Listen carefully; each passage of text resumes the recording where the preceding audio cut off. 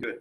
Okay. Well, everybody, welcome back for 6515 Scaling Methods special session, and with outstanding results. This will be part 3 of the data we were looking at this morning, which is multidimensional scaling. So all of you in the room or out there, if you will go and pull up the data when you hear this on the recording. The data is, again, if you could say. It's under where on the class forum. Okay, W-A-R-E. W-A-R-E. Right. And so this is the data set we're using. Most everyone in the room has it pulled up now. And we tried this at lunch just to make sure it would work and wouldn't blow up. And so we're going to sort of repeat that process now. In fact, to teach is to learn twice. So let me invite one of the distinguished group to come up and instruct you all. Who would like to do that? Barbara? I'm working the machine, man. I would like to do it. Oh, okay. All right, so Okay, here we go. don't worry. We're doing a multi-dimensional analysis. Yeah. Okay, wait. Everyone, listen carefully. If I don't get it right, I'll be Don't corrected worry, by the that's fine. professor. All right. So we're doing a multi-dimensional analysis. Right, multidimensional scaling, that's right. That's So it. you'll pull up the data, same file you had before, and would you like to come up and look with someone, or do you have the data? Okay, you can attach yourself to our class again and Moodle if you want, or you can come up and look on. Yeah, it's going scale, and then Analyze instead scale of and- reliability, it's multidimensional scaling, all scale. Everybody okay? Good, Everybody, go for you're it. hitting all scale. And what I've done here is because we put all the variables in, but we've taken out the demographic information. We had predetermined that question 9 and 10 is probably demographic, and we decided to take that out and remove it. This is an empty factor, and this is something that won't run anyway. It's just, we've turned it off, but it's sitting there. So just to clean it up, what we have are the questions that we're interested in analyzing. Okay, great. So let me see if I got this right. We're doing create distances from data. It's only selected here because I did it earlier. I don't know if this is the default setting. No, for all of you, when it pulls up default, it'll say the data are distances, but they're not. They're just 1 to 5, strongly disagree to agree. And so we have to make distances between objects out of the data, and it will do it for us if we just ask them to. Okay, wait, so it was defaulted to data are distances, so we got to change it. That's Right, correct. because The our default data setting really is this. are not distances. We need to make up the distances between item 1, item 2, item 3, and use that. Since it's Euclidean distance, we're using a triangle based and the hypotenuse measure. So c squared equals a squared plus b squared. You don't have to do it, it does it for you, but it's a good idea if you understand what it's doing. We'll click on measure, Barb, so that they can see that the default under create distance matrix is between variables, and that's what we want. Remember, we had to switch it over with the other one from cases to variables. In this instance, the default setting is between variables, so that's what we want to keep. And so we want to compare to what we did in factor analysis, and therefore we're still scaling variables. We'll do another example, I imagine, today where we scale the people, but that's a separate process. But Okay, then under good. model, there was some, so right now we're looking at a minimum of 1 to a maximum of, I think we initially changed it to 3 dimensions. Well, you can do 2, but go ahead and... 1 or we can do 2, let's do 2. We like 2, we can always increase and come back. Right. Um, Does it say ordinal? It does, yeah, I and think we you left can actually change it to integral because that would be justifiable in the case of your data. Everybody know ordinal is just rank order. Who's the tallest? Who's the next tallest? Okay, so when we do the dimensions, why are we choosing, what does that Sure, signify? and that's a really good question. I hope that everybody heard the question. Yeah, if we're Jim doing said, dimensions, if we're doing dimensions, what does that signify? it's The whole goal of multidimensional scaling is to help you infer what's the minimum number of dimensions to most fully explain the distance between the objects. That's all. That's all it's for. So we're going to see how well we can do in 2 dimensions, how well if we just back down to 1 dimension, smashed it all into a straight line, or if we need to, if we go up to 3 dimensions. But the idea is you have distances between 13, 14 objects now. Can we somehow summarize that based on just 1 dimension by placing the objects in space or along a line, compared to cluster analysis where you were looking at the patterns? In cluster analysis, think of Pearson correlation. if we three answer 5, strongly agree, 4 agree, 3 neutral over here, and the 3 across that end answer 2, 1, and 0, our pattern, our correlation will be perfect, but our ratings were far apart. Cluster analysis doesn't care how far apart it's your patterns. Multidimensional scaling is just the opposite. How physically close are the objects in Euclidean distance space? So we're looking at them from 2 different perspectives. Everybody okay? And so, Jim, that was a really good question. There. Okay, so continue on. Now we're looking at options, and I do not think that group plots was originally the default, but we do want to look at group plots, if I remember correctly. And then that would be it. Am I correct? Yes, yeah. Group plots are the picture. As all of you know in my class, you can't go wrong by showing me a picture. But Okay. actually, when we get to more primitive scaling, you'll understand. Quite often, you can't assign numbers to things, but you could still often display the patterns of their relationships, and that's still scaling. So, okay, and then after that, yeah, there we go, Elaine's the expert. Okay, so what came out of here? Iteration history for the 2-dimensional solution in square distances. I was mentioning at lunch that I really like this all scale because a guy named Darrell Ward wrote it. He was a famous regression book writer in my day, and he used to come visit us in Hawaii sometime, but he did the scaling method, so it exactly converts to R-squared coordinates. So you can compare it when you write a paper just the way you would talk about in regression analysis, how much predictive power you have. It literally is an R-squared. So we have 89.6. That is, with 2 dimensions, we can recapture 90% of all of the distances between all 14 objects by only using a flat sheet of paper. Everybody okay? Mm-hmm. And more importantly, if you scroll down, this is a table of what they would look like. In my day, we had punch cards, and we had to take this table and draw it on graph paper. But all of you, we also had to walk uphill and in the snow. Now, if you go on down, the pictures, this is the representation of those coordinates you saw above in 2 dimensions. It just plotted the coordinates. And so what do you see? Well, So it's got the questions So my separated picture out. looks different, but I have different things you than know, you I have a feeling we must have some different happened? variables in there. Because this picture looks like what we did at lunch. I Yeah. understand, and so wait, Yeah, wait, You wait. know what? picture looks We like changed it from lunch. We didn't choose the ordinal and the interval. Are you running ordinal or interval? ordinal. I must have run interval. 'cause that's No, what I we ran did. interval and it looks like that. Oh, so I must have run Okay, I interval. think, okay. So notice the picture changes somewhat depending on what the assumptions are for your data. So I was, in this time through, I said, well, I think we can assume interval level. And so actually, thank you, Elaine.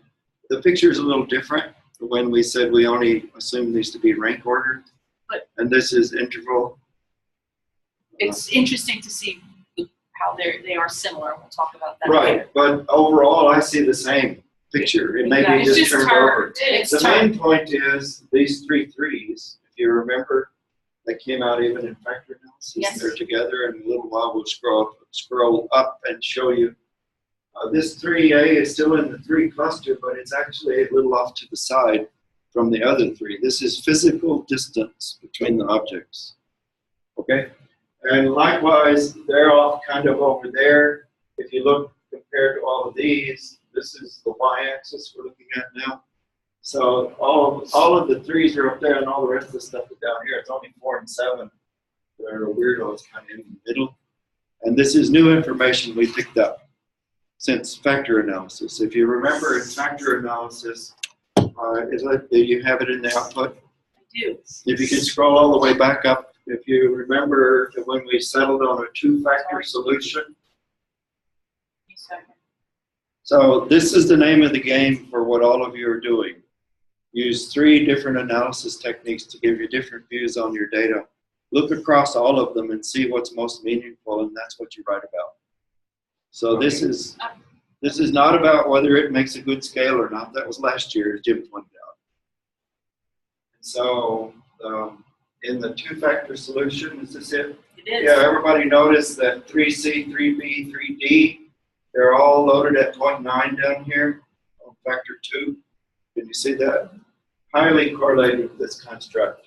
And we put 3A in there too, but notice even here it was the weakest loader. Okay, how weak? Well, 0.9 times 0.9 is 81. This is a Pearson product moment correlation literally of the construct with the item. So if you knew whatever this construct was, I could explain 81% of how all of you answered the dots on this item. Down here, we dropped down to 64%, still a lot for a single item, but now that we look at it, actually it was weaker, even in the factor solution. Do all of you see? Yeah, and then we decided all of these were on factor 1. And, yeah, go ahead. And then we said, well, except for something and something. There was 4 and 7 were together at the top. Yeah, so 4 and 7, remember in this last solution for multidimensional scaling, there's something that didn't really pick up about 4 and 7 out of the factor solution that seems to pop out in multidimensional scaling. Just set that in the back of your mind for now, because this is fine-tuning stuff. Not the most important part, but it's something that we have as added information from the multidimensional scaling solution. So looking at the factor structure, I don't see what it is about 4 and 7, but I clearly see what happens here. Okay, so this multidimensional scaling, two-dimensional solution strongly reiterates what we saw in the factor solution. All right, well that was good, except in between, right before we went downstairs, what did we do, Jim? Last year, remember? What kind of analysis did we just run before we all walked out the door? I never Hierarchical cluster. Yeah, I remembered don't worry, cluster. we all don't remember. So, but you'll soon learn to remember this picture. I was about to ask. Yeah, there you go. And so there. Okay, so notice, what does this tell us? Well, actually, this tells us tells me there's still a third way of looking at this data that doesn't completely line up with all the others, but there are a few that are common. Remember these guys? 2 and 3. B, C, D, and then A that joins later. So this is clearly an anchor cluster. That's what we sometimes call them. It's up. You can say, oh, well, here's a cluster, here's a cluster. The way the default is, it carves all the possible clusters to the point where it's finally just one. And so you, in your judgment, need to look at where to make the cut and what makes the most sense. So, for example, we could have started here and said there are 1, 2, 3 by itself, 4, or maybe 4, 5, 6, 7 clusters. Are you following me? If we just took this line as the cut. But for me, that doesn't help me much. We only had 13 items. Put them in 7 groups. Still can't think about it.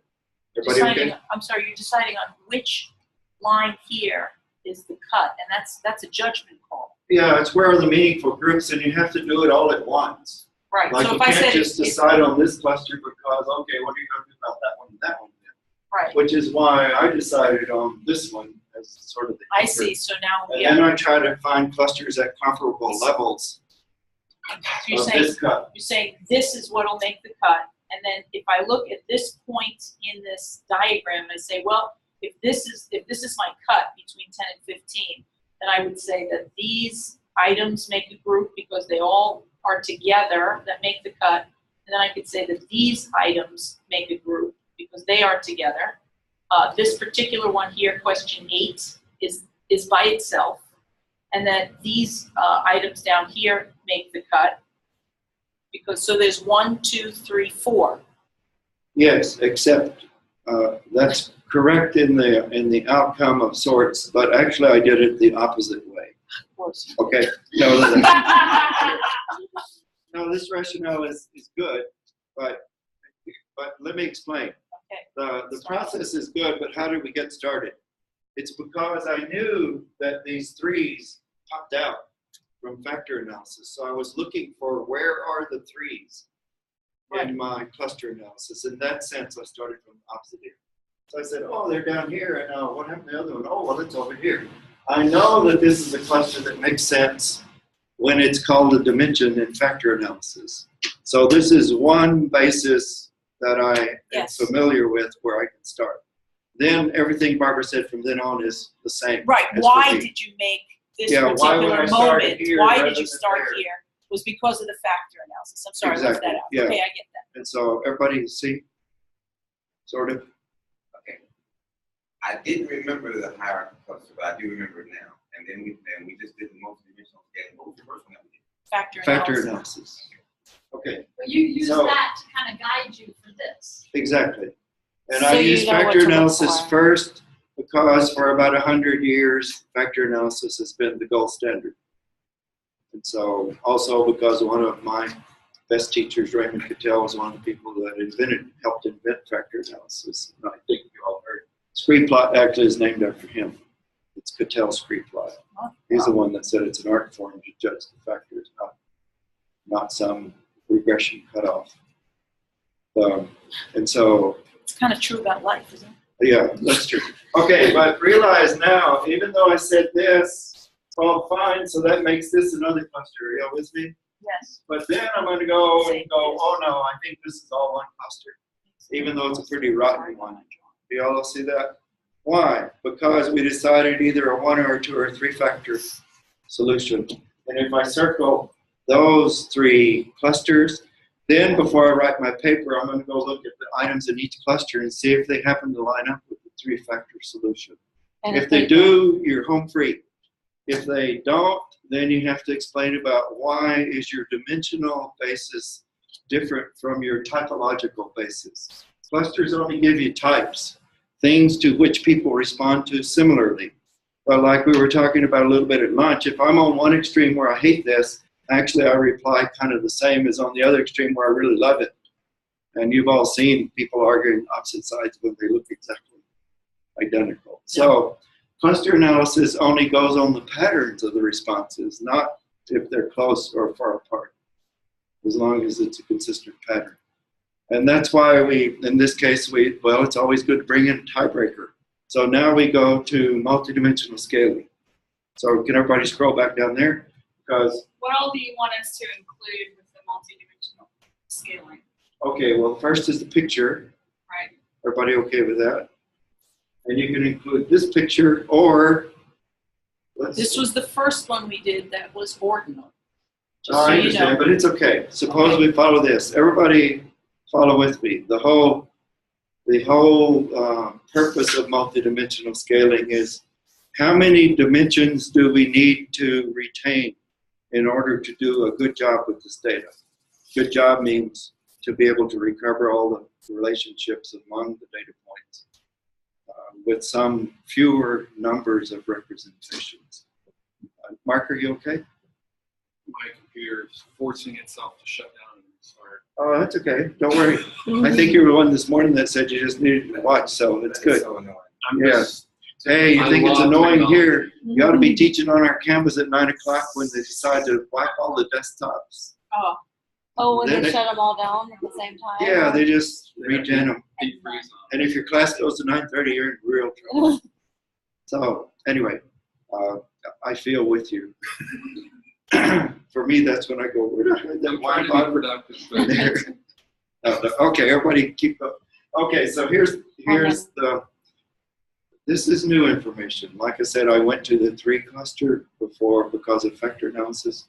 Well, now I'm kind of back at the point of, okay, let's do a reality check. How many dimensions should we be looking for in order to explain this set of data? And that's what multidimensional scaling is meant for. What's the minimum number of dimensions to maximally explain the distances between the points? So if I wanted to stick with 3 factors, would I initially run this as 3 dimensions? to Yeah, see? can you hold that? Because we're going to do it in a Sorry. moment. Yeah, no. That's exactly right. We're getting back to multidimensional scaling now. What I wanted to show you is we started with the 2-dimensional representation. And you can see it kind of spread out the points. In general, when you have a solution where all the points are not lumped on top of each other, it should tell you something. Then the only other question is, do I really need 2 or maybe 1 or 3? So we ran it to be 1. This And is so- this is 2-dimensional. I understand, Yeah. but it also had 1 in the Yes. initial output. So scroll on down to when it uses 1. Here we Okay, are. stop. All right, so it smashed 2 dimensions into 1. Multi-dimensional scaling does it so that it either mashes this way or that way. And one of your first questions is, when you reduce 2 dimensions into 1, it's technically a hyperspace projection from 2 dimensions into 1 dimension. Okay? So you're projecting a sheet of paper into 1 line. Like this, Okay, yeah, instead of like that. right, same thing. Or you have a sheet of paper. In a moment, we're going to expand it into the 3rd dimension, let it grow toward the ceiling, while we also do X and Y. That's all we're doing in multidimensional scaling with psychological objects. Everybody okay? Yeah, I have one question. Yeah. So she ran this as ordinal and put it in that order. This is all ordinal. Yes. I ran it as interval because that's what we did a second ago. Yeah. And my questions are in a different order. Oh, I wouldn't be surprised. Is 12 still far away from 8?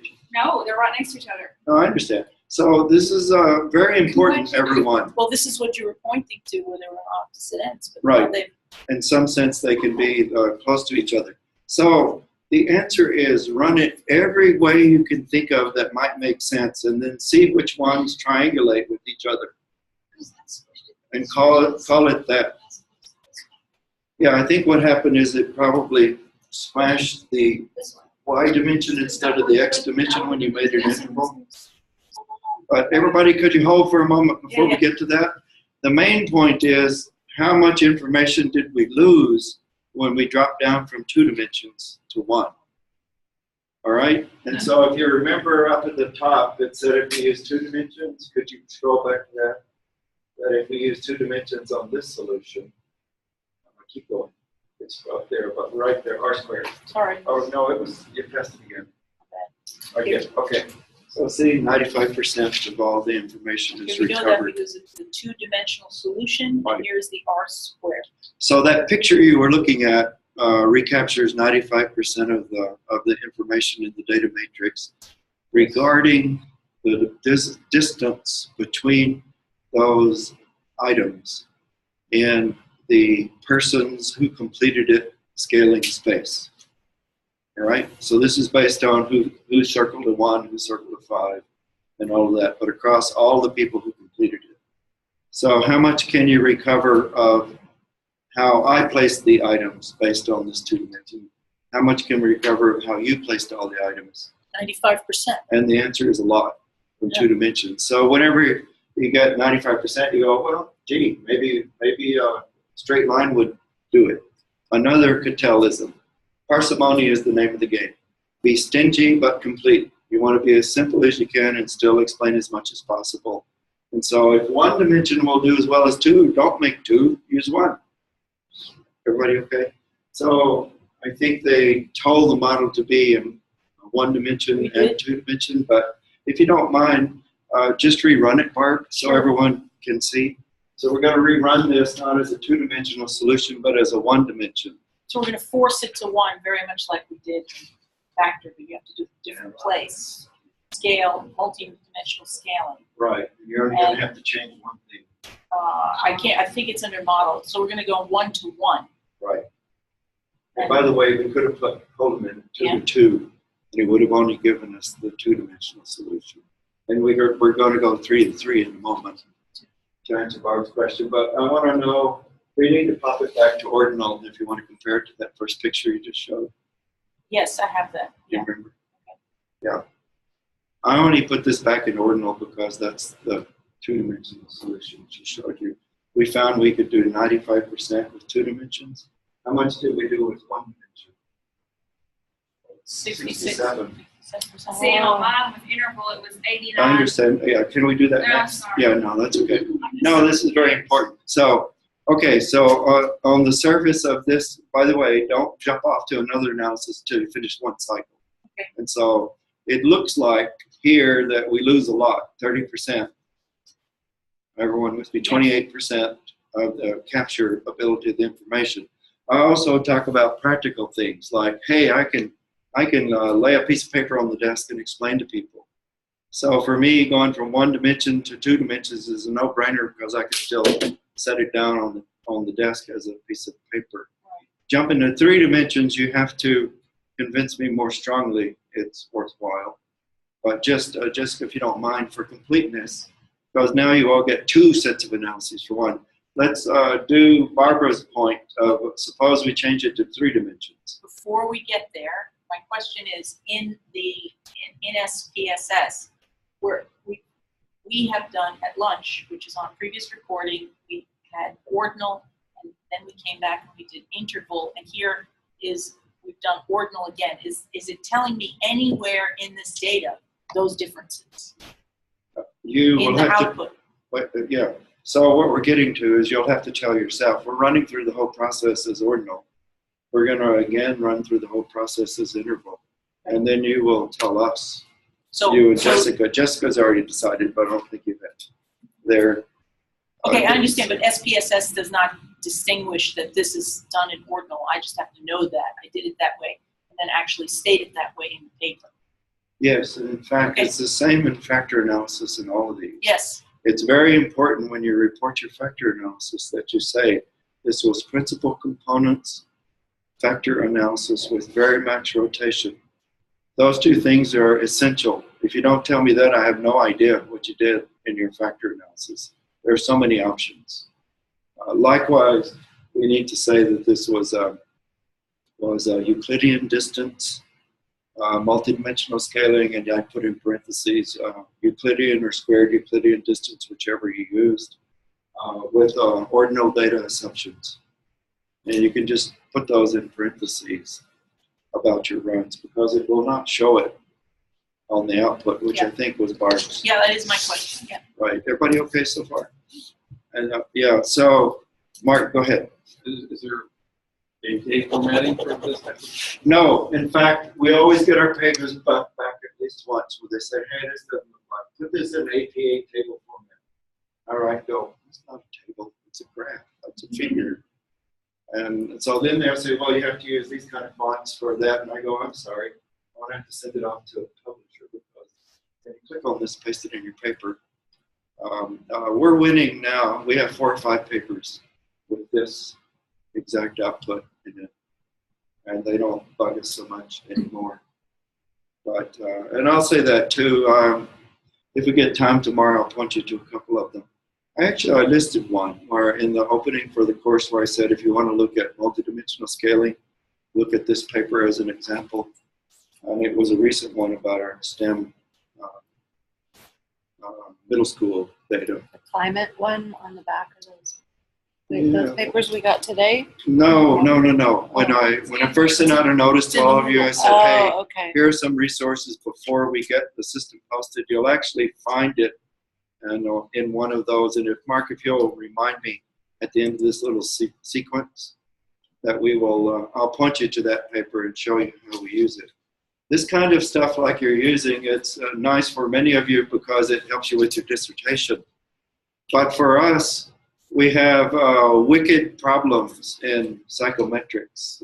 That's a Punya Mishra term, if any of you know of his work. He's a TPAC co-creator. Yeah, oh. But the question is, how can you convince, and one big question is, how can you convince anyone that whatever you taught students shaped in terms of their attitudes and dispositions, how can you convince anyone that it means anything after a year or 2 later when it's all gone down? Actually, our charts show that from 1st grade to 11th grade, it all goes down, especially attitude towards school. Well, the answer is if they develop new constructs, like in this case, if it is true that a STEM career got stuck in the same cluster with my attitude towards science, then that is preserving their mental structure. So it doesn't matter if our school system pounded out whether they relatively love it less or not. It's still tied to a career in STEM. And we find at the 6th grade level, the biggest problem in our whole country, probably the whole world since China has the same we know, is kids have no clue what a STEM career is. So there's no connection they have at all that, oh, I like doing experiments in science. That doesn't, or I like building apps. I like playing with the web. They don't think that's a STEM career. And so if you can permanently stick just the understanding that building apps is a career in STEM, and it persists 2 or 3 years later, you've actually won the battle. You cannot show that with normal multivariate methods. You cannot show that with treatment comparison groups. You have to use something that captures the new construct that was formed in their head. And so we find the factor structure is different at pretest time compared to post-test time for these kids. Are you sort of with me? And then we find that 2 or 3 years later, it's still the same. It's stuck. And so that's a good thing. That's the future of psychometrics, and connect that with big data that everyone's talking about now. And that's mainly a lot of what we'll be showing in the world. A lot of this, like Google and those folks, actually do all this stuff automatically already. It's just not in the textbooks yet. Or maybe I should say again. Okay, so to continue on, everybody okay? I hope you all had a brief nap there during that. No. No. Okay, so this is what we can do by, if we drop to 1, we lose 30%. Let's just run it when it's 3. All right. And Jessica, we're just doing this so we're comparing apples to apples. All right, yeah, okay. So how do we change it to 3? Yeah, we're going to change the model and say 3 and 3. Now, if you can read this, when it finishes, you are on a Windows machine. I have a question. It's a terrible output on a Mac using Windows-based code. There was something I think we looked at. It wasn't this. Okay, something so horizontally. Yeah. Sorry. So that's okay. Everybody okay? Yeah, I'm going to try to stay on track for a Sorry, moment. thank you. Okay, so at 3 dimensions, what did we get? Oh, we went to 98%. But in the real world, the difference between 95 and 98%, we can't measure that precisely. Woo, look at that. So, but look what it gives you is this cube. Three-dimensional. It tries to show you 3 dimensions, and actually in this room it works better than thank you very much. Are you going to be able to stay with us? Yeah. Anyway, someday, someone, when you feel like you got really, you're sick of all this, if any of you is willing to set the desk for a half hour so Doug can come up. He's in our class too. He's just a residential one. Is assigned to be our gatekeeper today. So I'm trying to sneak him up here sometime. Can I ask a question? Yeah. How come you ran it as 3 and 3 instead of minimum 1, maximum 3? Is there a Because difference? SPSS gets mixed up on labeling as far as which R-square goes. There's only one reason. It doesn't clearly tell you which R-square goes with which output. In some cases, when you run it as minimum 1 and maximum 3. Okay. It'll give you all the stuff, but maybe you're smarter than me, but I sometimes can't figure out That is not the which case. table at the top. The only reason, did everyone hear that question? It's a really good question. There should be no reason for me to run it differently. It's comparable to why do I tell you turn the dendrogram this way? It's just so because it's easier to read on your laptop. Here it would run all 3, but then I can't figure out which R-square goes with which graph below. So you force it to 1. Be 1 at a time because every output I got is only for 3 dimensions. Right. So any table it gives me is for 3 dimensions, and I know that. Okay? All right, so this is 3 dimensions. Now, do you see anything new? Yeah, 8 is with 11, 12, and 13. 8 is with 11, 12, and 13. Well, we Yeah, don't so- know on which plane. Yeah, see, it pushed it out. If you think of this as being in a cube, now instead of on a piece of paper, now we finally know why 8 and what was the other? 8 and 12 are really far apart on the 1. Right. But if you add a 3rd dimension, It could be actually, far apart. this means that 8 and 12 compared to that sheet of paper we were looking at both had to pop up above the table together, and that's what made them similar in But some what's respects. awesome is those 4 things are actually all about surfaces. Okay, good. And so if you see that, what 4 things? 8, 11, 12, and 13. Oh, good. Those questions. So Elaine just gave you a rationale for actually going to 3 dimensions in this paper, if it holds up when we do intervals. Okay, so now everybody understand? Sometimes even though you don't need additional percentage, it gives you a picture that tells you something that's important. Well, here's the other thing that's important, which is what we were talking about on 2 dimensions. Even the 2-factor, I'm sorry. Yeah. Even with, if I'm talking about 2 factors and then looking at this model, the 3s are all there for sure. Right. But also what we had seen previously are all of these together. 4 and 7 with the 3s. Yeah, I just have to tell you, I mean, yeah, all of you, well done. Dr. Gunraker will be so proud if he were in the room. And by the way, 13 years ago, he wasn't the first, no, 14. He came to Texas and we team taught this course. Pete did. Pete has severe Alzheimer's now, and I don't know how much longer he'll last. If you look at this stuff long enough, it will give you all. You can unplug mine. No, I don't need to. Actually, I don't need mine. She was doing a great job. Okay, we're almost at the 40-minute stop. So we're going to do this now. Everyone, we don't know if it will matter or not, but we're just going to switch one thing and run it all again. So now you're on a new analysis. We really want to say this is probably interval level data. Oh, this, we ran it as ordinal. This I know. Is ordinal. We ran everything as ordinal. Okay. So that we can get a proper perspective of 1 dimension versus 2 versus 3. Now we're going to do the same thing, but backing up. We're going to change it to interval and see if this 3-dimensional picture is different. Now, can I say one thing, Jessica, here?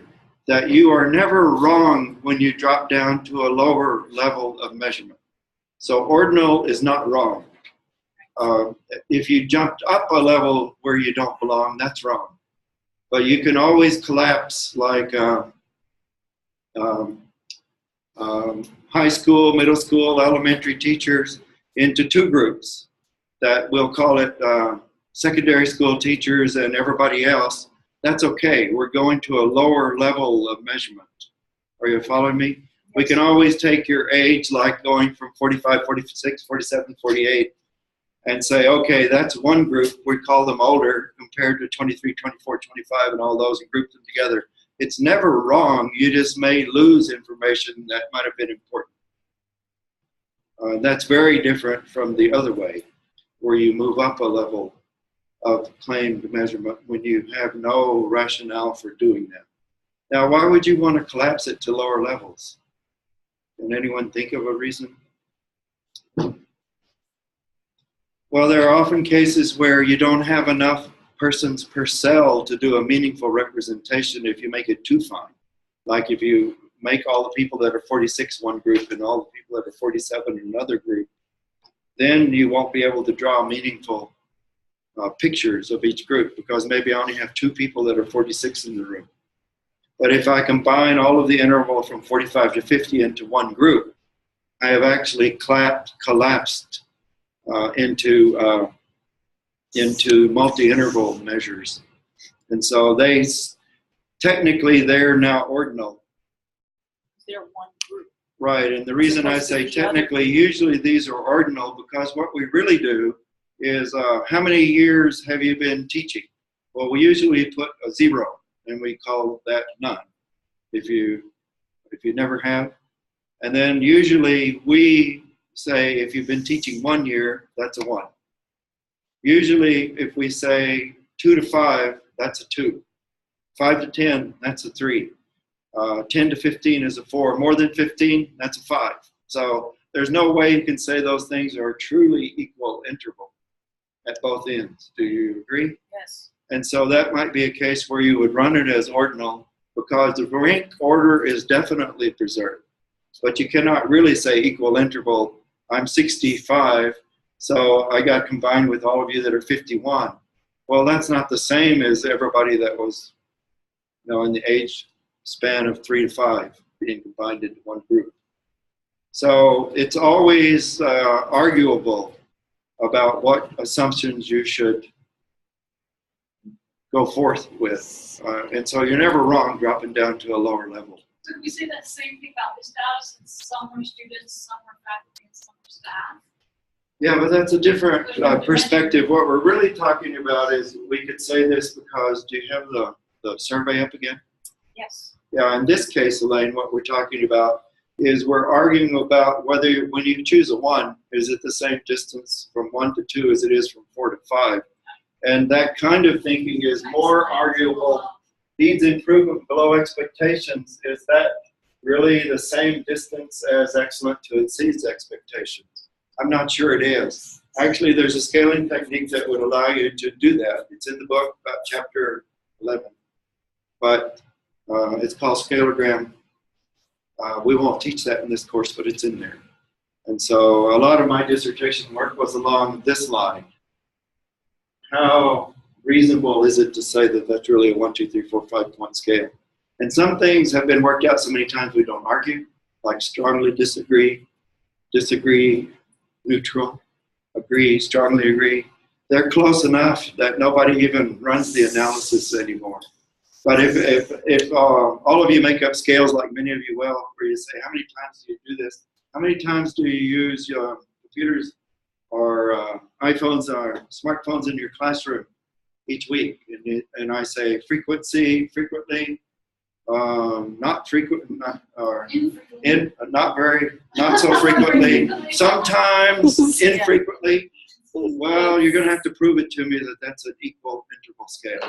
So Elaine, the kind of thinking you're talking about applies at this level here. And that's the difference between when we click ordinal versus interval in multidimensional scaling. It's that level that we're looking at. Everybody okay? Okay, so now we're going back to interval. And by the way, Doug, we're glad you could join us. We just talked about you. They must have heard. And okay, So we're So we're going gonna to analyze run this.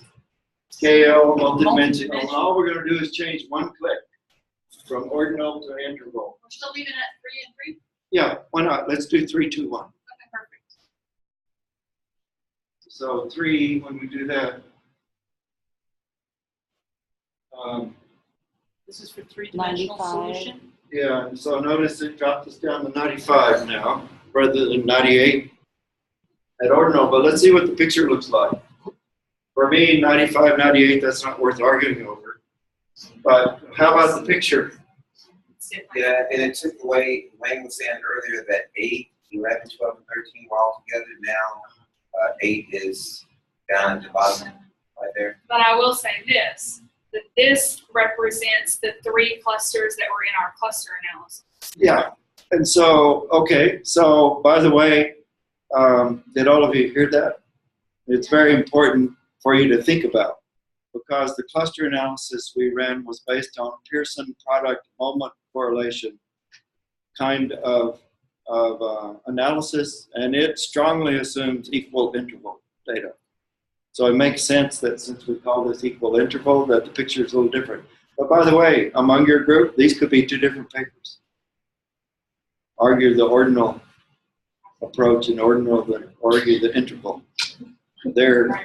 So someone can take a paper Okay, that but argues. wait. Everybody, for me, I also remember that 12, 11, 13 popped out as a group, and we were going, hey, what is it about these? If you remember the cluster analysis?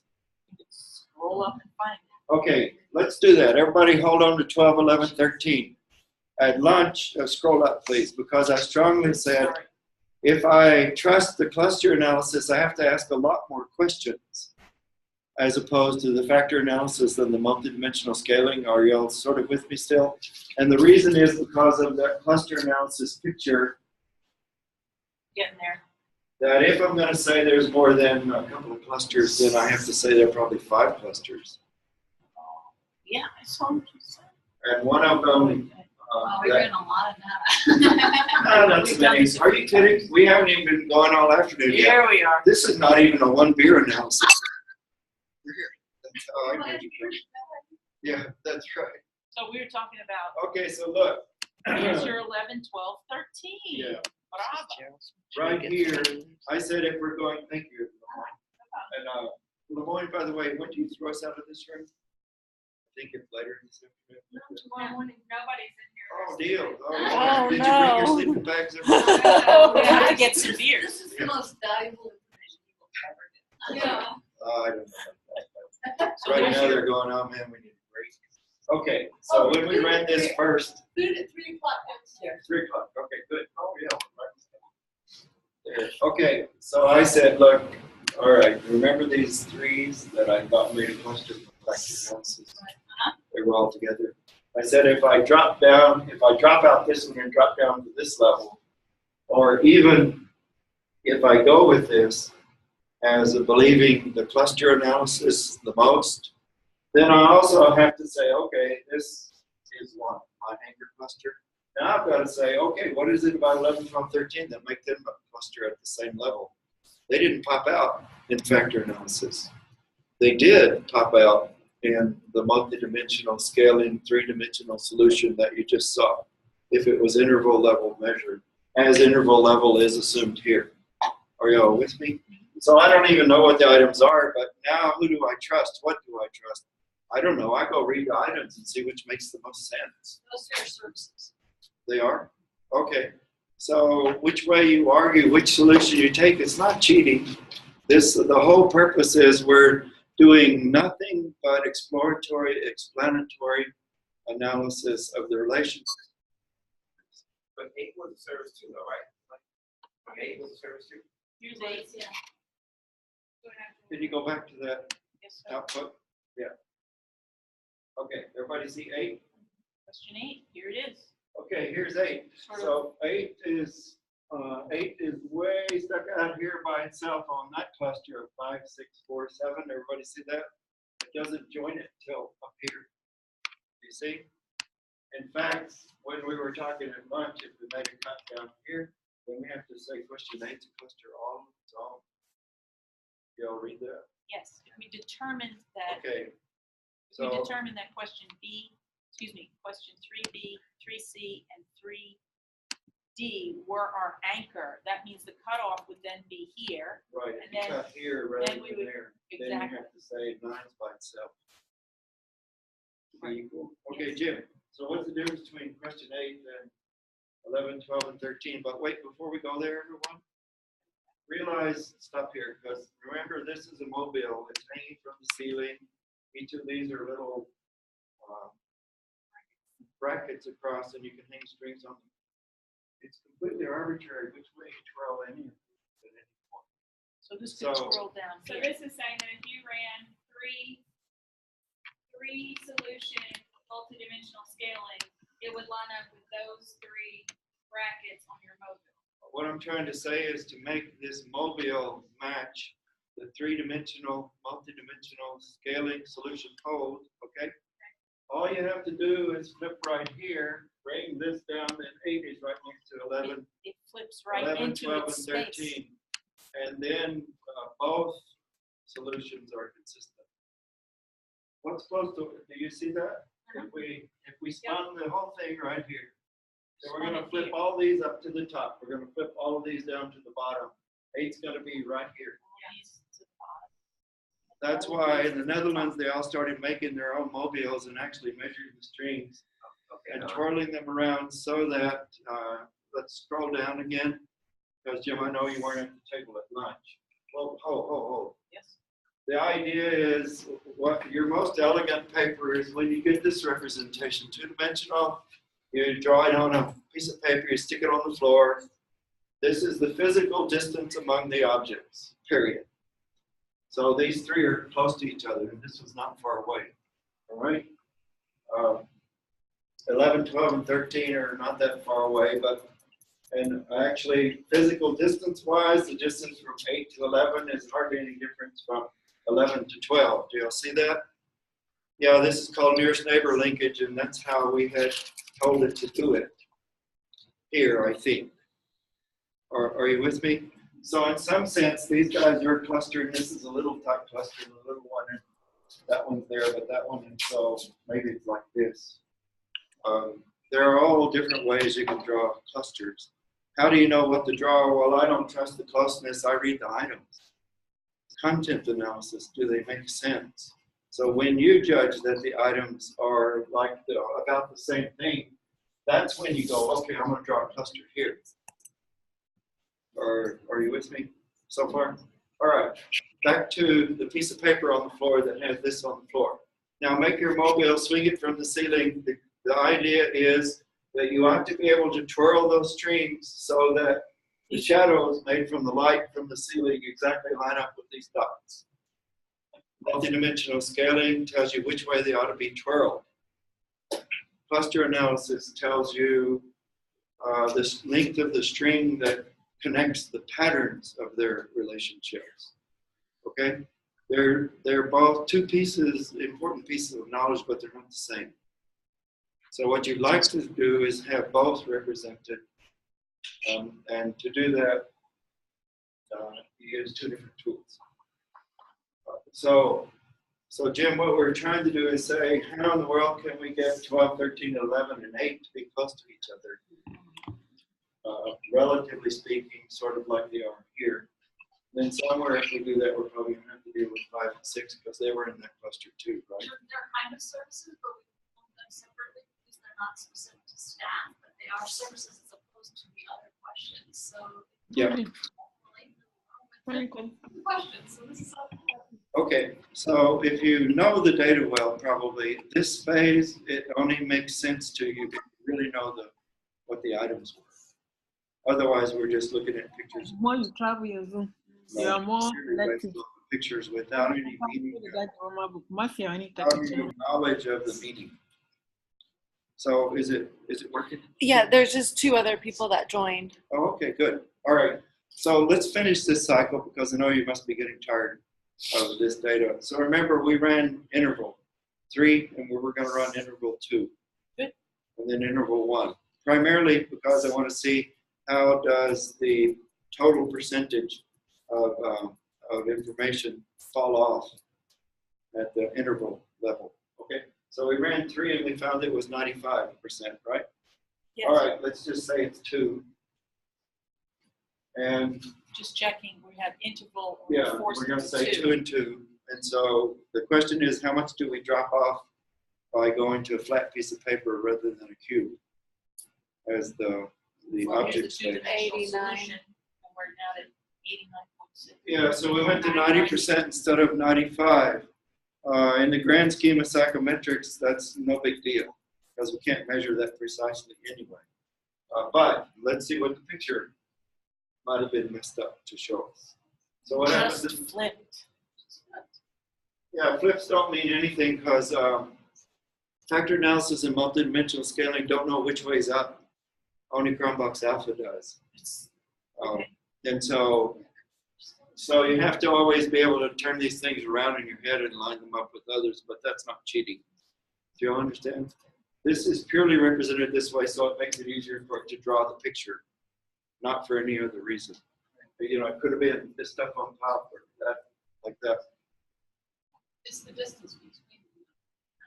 Right, yeah. And so no matter what quadrant they're in, it's that these guys are still clustered in there. These guys are clustered. And this comes out, especially with what we were also drawing there, wasn't it? 4, 7, 11, 12, or something like that. 4, 7. On the 2-dimensional, it was 4, 7. And on the 3-dimensional, 4 through 8 were together, and 11, 12, and 13 were together. 4, Okay. 5, 6, 7, 8. So 4 through 8. Okay. 3-dimensional was this. Okay, so just to show you what had to happen on 3-dimension is this, and this popped out away from the screen if you added a 3rd dimension. And that's what made them unique. We can't see it in 2 dimensions. And so that's why it might be important to you, even though purely for having a good fit to recover the information in the data, we don't need it. You know, it might be important for some other reason, because those are all one kind of thing. And by the way, that one kind of thing is a typological classification. You said they're all about services. Yeah, services we would never think as being one-dimensional, probably. And so, and that's the name of the game of what multidimensional scaling is for. So do we still want to run it as 1? Just for closure? Okay, do that quickly and then we'll close out this set. So we dropped from 95% if we use 3 dimensions to 90% if we use 2. How about if we smash it into a straight line and put them all as dots along there? How much do we lose? And the answer is A lot. yeah, we do not want to use a straight line, but let's see how it looks. So I can, yeah, as I mentioned to them at lunch, probably all of these representations are good as long as you don't see a big blob where a bunch of stuff is plastered over the top of each other, because that gives you no meaningful information. And that's what we have here at one dimension. We lost a lot of the separation along that. Nevertheless, the threes, 3A, C, D, E, and many of you will see this. Many of you will see this when you run one dimension in your data. It'll be like one weird item is way up there, and then there's a blob with everything else down here. It's because you wrote one that was so didn't belong in the same universe with the rest of your items. And that's one good thing to tell you, hey, just get rid of this one rotten item, and actually you'll find your picture spread out quite a lot. Everybody okay? I know we spent a long time on this one set, but I hope it's worth it. We've actually done Appreciates it. Yeah. we've actually done 2 analysis techniques. Well, we're actually running on borrowed time anyway, so it's okay. I wonder, this is going to be the end. We're going to close this recording and post it, and then we'll start up again.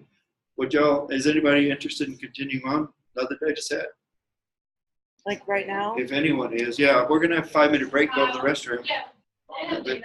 Yeah, if y'all don't, we'll bring Doug's up, so it's okay. So do you want me to stop this now? Yeah, so stop that recording, post it. Everybody